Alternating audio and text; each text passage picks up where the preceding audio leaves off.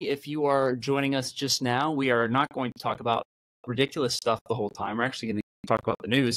And I figured we would just start off with the big story over the weekend. There was a rather large fire at Tailfins in Destin, and if you're trying to figure out where that is, it's on the Harbor Walk on the western side, more touristy side of Destin. One firefighter was injured in the fight of the fire. No civilians though were harmed. But you could see it from Niceville. You saw it from your house, didn't you? That was actually my house. I was in Blue Water Bay. Just happened to be out there for an award ceremony for my high school senior. And you could see it. It was blowing across Chattahoochee Bay. And from the angle I was at, I was like, well, that's either at the airport or it's fairly close to Harbor Walk. And I just assumed it was some, crazy bad thing that happened at the Destin airport until the Facebook posts started rolling in, and there were tons of people on the water and then around there, and lots of video was taken. So yeah, pretty scary looking thing. But glad to hear nobody was hurt other than the one firefighter. But that could be pretty bad. Especially, I guess, the more is that might have been a propane explosion. I don't know, but if it was an explosion, then we're glad that nobody was killed. I've heard everything from propane to gas leak. I'm sure looking into it, the state fire marshal is on it. This was a 2-alarm fire, which means that, of course, 2 fire departments went out. So the other responding agency besides the Destin Fire Control District was the Okaloosa Island firefighters. So they ran up that way, came up on 98, and helped out on that. So if you want to learn more about the story, what we know right now, midbaynews.com. I do have a couple of requests in to various agencies to see if they can give me any more information. And of course, we'll just update the story there so that you have it. But that's the first big story. The other big story that came 5 p.m. on Friday is a great time to drop news. Sure. Because guys like me are wrapping up for the day and they're just checking that one last email blast. And lo and behold, another competitor is in the race for the District 5 County Commission seat that Mel Ponder is not going to run again for. He, of course, is the incumbent. The newcomer is a familiar name, Mary Ann Wines. And if you remember the name Wines, it's because her husband, Captain Kelly Wines of the Destin Charter Fishing Fleet, was a county commissioner for 8 years, I believe. I think he served 2 terms on the county commission for District 5. So that puts 2 people in the race now, Drew Palmer and Mary Ann Wines, that are both Destin residents. Yeah, I think it's awesome. More competition is better than less. Mary Ann is well respected in our community, not only for, just the stuff she's done in a real estate perspective, but she just volunteers out a lot of stuff. And if anyone knows what it takes to do the job, it's going to be her. She witnessed it for many, many years. So it'll be interesting to see how tight that race is. I think it's going to be pretty tight. It has to be. I mean, I think that this is, somebody said this and it kind of pinged my brain. This really divides what I would call the political establishment in Okaloosa County, because Mary Ann Wines, very respected. A lot of people know her. A lot of people like her, especially in the Republican establishment here in Okaloosa County. Same thing with Drew Palmer, who got Matt Gaetz' endorsement not more than a week ago, right after the county commission meeting that took place earlier this month. So I don't know how this is all going to line up. And I also think that it means that now that there's a second person, I think that allows more and more people to get in, right? Because when you have one person up and they're endorsed by a sitting United States congressman for your area, it's a little daunting to throw your hat in the race. But I think that having a second person in there means, hey, you know what? All comers. And I think, honestly, that's how it should be. Yeah, maybe there'll be a third or fourth person that joins. That's it. Good job, Mary Ann. Good race. Fun fact about Mary Ann, did you know that she played college tennis at the University of West Florida? I only knew that because I read your article and it's in there. That's why you got to be at midbaynews.com. They're both from Destin. The District 5, of course, covers the east half of Niceville. I think I'm sitting in District 5 right now as we record this. And Blue Water Bay, and, of course, Destin. So anybody that lives in that area is eligible to run. If you want to be that 3rd, 4th, 5th, 6th, 7th, 8th candidate, there's a chance. So next thing that is up on the list, the Eglin Visitor Control Center is the new one is opening up on May the 1st at the Air Force Armament Museum, and it comes with the story comes with a lot of links, different places that you need to go in to get your various non-credentialed people credentials. A lot has changed since your dad was in the Air Force, huh, Paul? Yeah, I've been actually well known base a couple of times since high school. So is the idea then you would stop there and you would continue on to the base from there? My understanding is that you go there it's almost like a passport control sort of thing, but basically you go up there to either in person sign up and apply to get somebody on base, get a day pass, something like that, or get somebody a longer term pass. So for example, if I need to get on base to, a couple years ago, my daughter did ballet on base, right? And my wife is a federal employee. So we got me a 1-year pass to get me on the base so that I could take her to ballet. And that situation would go through this whole new framework, all these links that you have on there. And then the control center would be there on the Armament Museum campus, for lack of a better term. They called it a temporary building. In their report to the Military Affairs Committee earlier this month, but the major lieutenant colonel that was talking about it said that temporary means something different in defense parlance than it does for the rest of us. This building's going to be here for about 10 years, and then they'll build a newer, bigger one. So, temporary building. Oh, you don't see 10 years is really long, 30 years. So, and they'll finally change it. Do you think they'll get portables outside of it after that? Get way more people to the Armament Museum. I mean, that's a pretty cool place.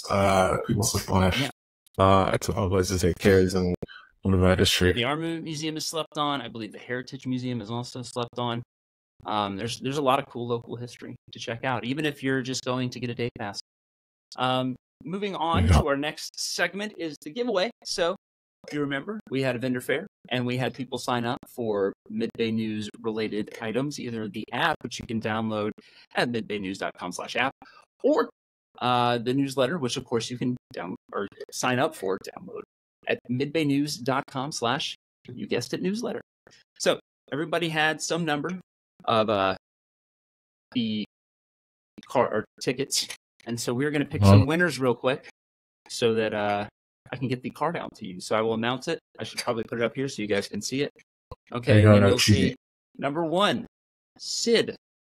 Sid is the first person, and you will win the gift card to Baldwin Turf. So we'll get that to you as soon as possible. Congratulations to Sid. I'm hiding your phone number because I'm sure you don't want everybody calling you. And just as a frame of reference, the next one that comes out, if it's Sid again, if you had more than one, well, sorry about that. You're not going to get 2. Next one is a gift card to Wanda Coffee. So let's check it out. I'm going to great level establishment. Indeed. People should go along with coffee. Ty, TY, as in thank you for signing up. So Sid and Ty, thank you so much for participating in our little game. And of course, we will reach out to you guys here after the show and make sure you get your gift cards. So, hey Ty, if you want to take me to Wanda Coffee, I'm available. You can talk to Parker, the owner there, the whole time we're there. My guy, Paul Sjoberg, lives at Wanda. Anyway, so the next piece up is the big topic. And Paul, why don't you introduce this one? The big topic for today. Do we need private schools in the area? And what are the benefits of having private schools in competition with our public schools? And that is the big topic for today. What are your initial thoughts, Christopher? So I've been writing about a couple of things lately with public versus private.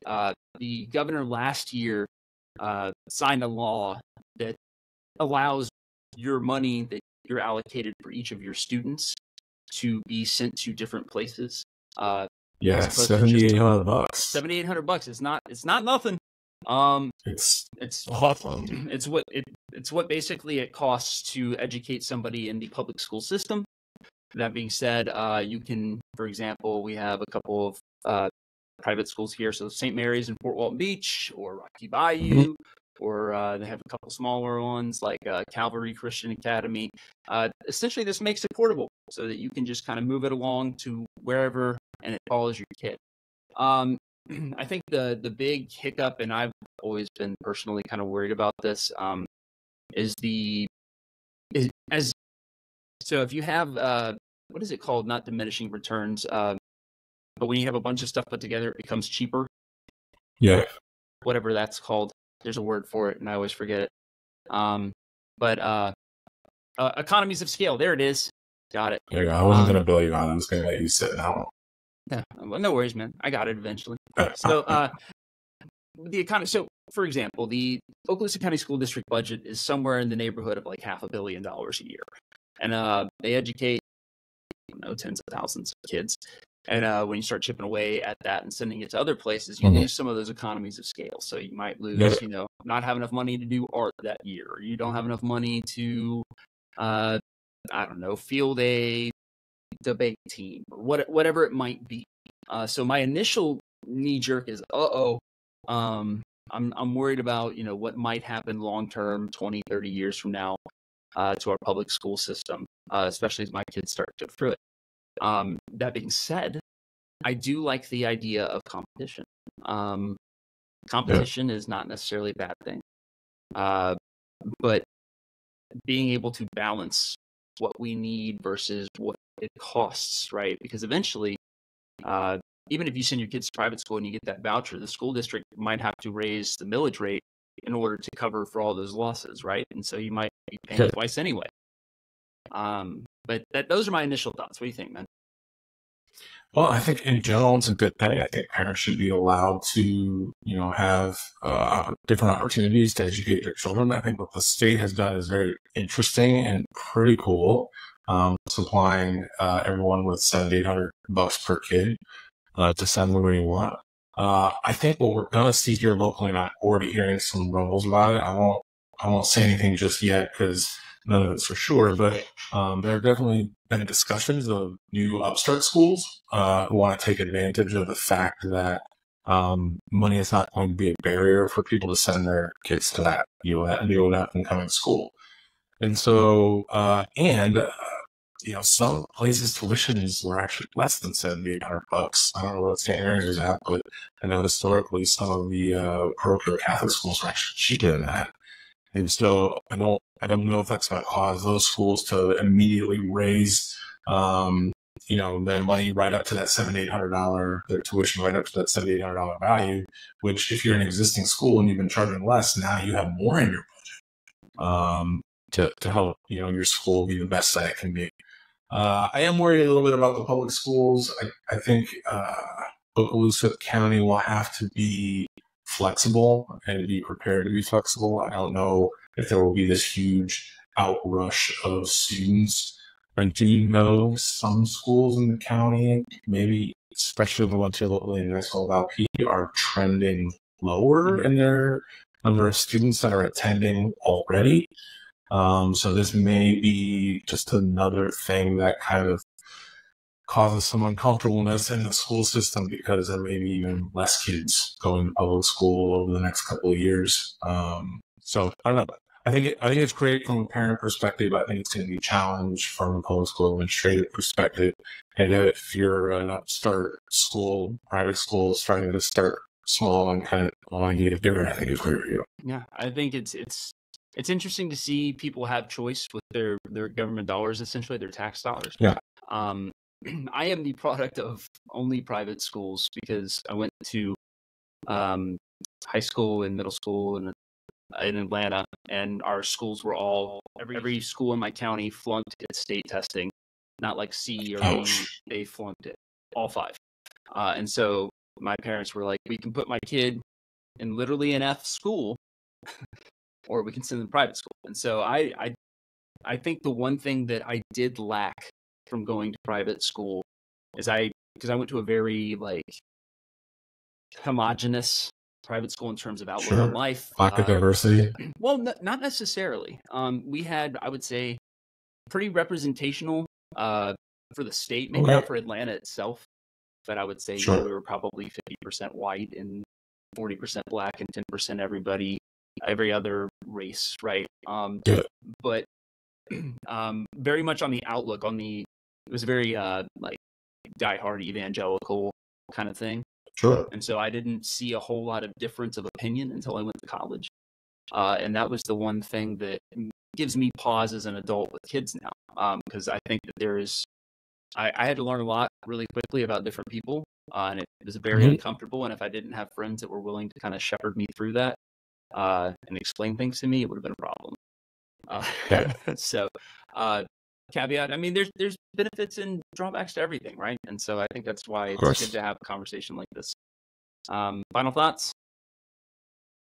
Well, I mean, we'll just see how it plays out, but I think you're going to see more choices in Niceville, and I'm sure as you hear about more of them, you will let people know as they start popping up. Get ready, it's going to be fun, people. It's going to be like growing schools. It's like crops, right? We'll get a bunch of them. There you go. Anyway, coming up this week, just got word today that Governor DeSantis will be visiting Destin tomorrow. Talk about something relating with summer outings.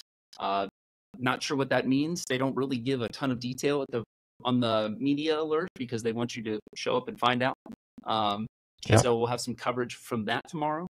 But Governor DeSantis has been a busy bee the last couple of months.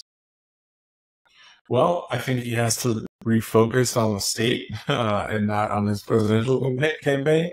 So, I think he's gonna have to come up with, continue to push his plan and his agenda forward from a state perspective. And I think there's a lot of people in the state that are happy about that. And so, yeah, let's see what he has to say. I think that's an interesting topic. I'm sure he's gonna lay some other things in there, though. Absolutely. And a little bit closer to home, we're working to get numbers on how many people got, tickets or pulled over or even arrested. Inevitable, right? Somebody's always got something in the car, man. Over this 3-day speed enforcement campaign. But I think that the real benefit of that speed enforcement campaign is what's happening right now, which is people basically putting on our social media, either the groups or whatever. Basically, they're at this place now, and you don't speed here because they're going to come here next. And so I've seen a noticeable difference on John Sims. It's not like a freeway anymore. And it will last for 3 days, then we'll go off. But yeah, I mean, the Facebook posts were, some of them were funny, some of them were fairly annoying. But yeah, I guess you gotta do those kind of things. You gotta shake things up and remind people that it's just, I'd be super curious about the numbers. I saw people pull over left and right, so they got the word out in advance, but they still caught a lot of people. Absolutely. School board meets tonight.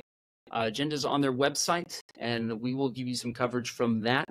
I got to be honest with you guys, I haven't had time to look at the agenda. I've been doing a couple other stories in the interim. But I'm busy or something, huh? I know, man. I need to get if anybody wants to work for a company, I will. For a local news company that might need help. If you want to, just hit your boy up. I can pay you almost nothing, because that's what I get paid. So, some of us are definitely getting paid nothing. Yeah.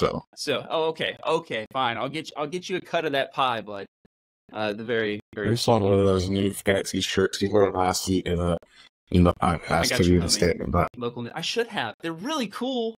They say local news on the front, and then they say is back in style because it is, and that's just a clever marketing technique. Everybody loves T-shirts. Paul Sjoberg has already got a T-shirt. Anyway, I like free T-shirts. Yeah, you do. Everybody likes free, man.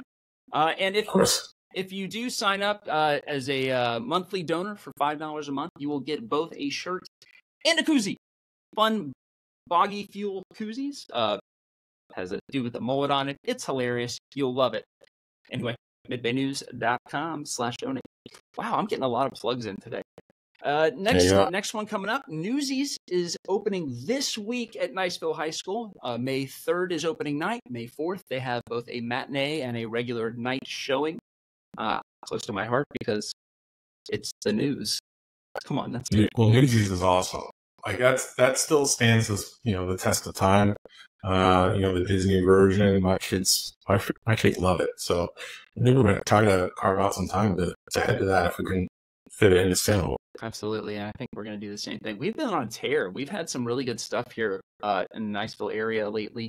Chicago was here last week, and that was awesome. And then there was we had a play at the Story House this weekend, Steel Magnolias, and that was amazing. I mean, we got the arts going on around here, and it's fun. Support the arts. So you want more of it, you gotta support it. Exactly. So buy your tickets, gofan.co for the Niceville opening night of Newsies. They sure appreciate the support, and something like 90% of their funding for the theater program at Niceville High School, they said that 90% of the revenues are from the box office. So that's how they pay for a lot of stuff. That's crazy. So I know they had a giant printing press that they now help making. It looks amazing in some photos. So there is a group called the Radioactive Roaches, and they're the robotics team at Niceville High School. And they go and compete in robotics. They had a team that went to Houston for the national competition a couple of years ago. But they made that thing in-house. Yeah. It looks amazing. I was like, I wouldn't even know where to start with that. So it looks great. I'm a liberal arts guy, man. I don't know the gears. That's not for me. So I have an engineering background, and I still don't know how to do it. See? Look at these kids. Look at these kids go. So good stuff. Finally, last thing. Thursday afternoon, there's a new electronic warfare squadron that is opening up on Eglin Air Force Base. We will have some coverage for that. But we've been seeing a lot of new squadrons opening up, and I think that's just really cool. Can we get some numbers out of the base yet? Any of these? For how many people are coming? I don't know. So I think that the number 80 flight squadron, the combined British, Australian, Canadian group, is already there. They just reformed it from like a development program. So no plus ups there. No plus ups there. I think that part of this will potentially increase, and I'll ask them about that to get an exact number of new people. Yeah. But more and more people every day, man. Florida's a place to be. Very well. All right. So, final section. Brother Paul, we're doing buying and selling. Would you like to go first, or would you like to go second? I think it's your turn. I have mine ready, but I think you should let me go first. All right. So, I am buying this week the half-cent sales tax expansion and tax hike in the near future. So, like we talked about a little bit about these students that are leaving public schools and going to private schools, we're seeing a deficit that is going to come up. Because, I mean, $7,200, whatever the exact number is, I can't remember right now. Or maybe it's 78. Not the point. The point is that there's a lot of money that could potentially be going away from the school district, and that's going to mean they're going to have to make it up somewhere. And I think that if they do not get the half-cent sales tax renewed here in whatever that's going to be, 2030, that is going to be a huge problem for the Okaloosa County School District, because that's what they're doing to really kind of the not absolutely essential but necessary maintenance on a lot of these buildings, as well as some expansion to deal with some of the needs and get rid of some of those portable buildings. And the tax hike is going to be to cover that loss from the kids that are going to other schools. You want to do your buy, or you want me to do my sell? Do your sell, and then I'll do mine. All right, my selling is speeding in Niceville. I know, Paul, you're cynical about the long-term effects of people speeding, all right? And I get that. I'm cynical to over-policing it for 3 days. That's fair. But I think it's left a mark, because when I was driving today, I was like this, and I was looking down at my speedometer like every 5 seconds to make sure I wasn't speeding. So it's left a mark. Chief Blubbering. It hurt. I didn't even get pulled over. And I'm just like, the whole time that I drive. So I live in a perpetual state of fear. Let me know when you talk in 2 weeks. You're still about that. We will come back to that, my friend. We will bring it up. You're up, man. Well, I can do my buy itself. I am buying this why is entering the race, and also buying its kind of combo. I'm also buying the local businesses that I've seen already reach out on social media to the Tailfins employees to help them. Obviously, they're going to be closed for who knows how long. It's kind of right into the season. So this is like the worst time for a tragedy like this. And so I'm buying a little community and helping to make sure those employees are taken care of, that they have jobs. So super proud to see that. And then obviously here in super happy that Miss Lyons is entering the race as well. To go up Mason's calling. I am selling anonymous posts on Facebook. We should all sell those. They should be worthless. It's terrible, and it's getting worse. Listen, I love just as much as anyone else concerned citizens of my school. I love those places. I love it for the just information that it provides, but also the ridiculousness that pops up in there. Why does it every post have to be anonymous? It's ridiculous. And the admin over there need to figure out a way or have our little guidelines for when they're going to let people post things anonymous, because it's ridiculous. Sounds foul and anonymous. Well, it's much like a pirate's code. They're more like guidelines as opposed to hard and fast rules. I'm there with you because I think that if you're going to make a hot take, it's not really hot unless you slap your name on it. Sure. Otherwise, it's just gossiping. And I guess maybe that's okay with some people, but for me, it personally bothers me. Because if you can't say it with your name on it, then is it really something that should be said? That's just my 2 cents. Paul, anything else before? Hey, well, yeah. One more thing. Congratulations to Midday News on 1,000 posts. 1,000 posts. 1,000 articles. Yeah, we're 1,000 articles in. We haven't been run out of town yet, which is not nothing. And we look forward to the next 1,000 articles, so long as we don't get run out of town. I think it'll be fine. It's just so much fun. It's great to talk to people and be a part of the community in this way. And so I would like to thank everybody for loving on my family and letting us do this and be a part of this. And, we're not perfect. We won't ever be. But thank you for working with us and correcting us when we need it. And sticking with us when we do something that needs to be done. Because it's not always fun. And it can feel kind of lonely.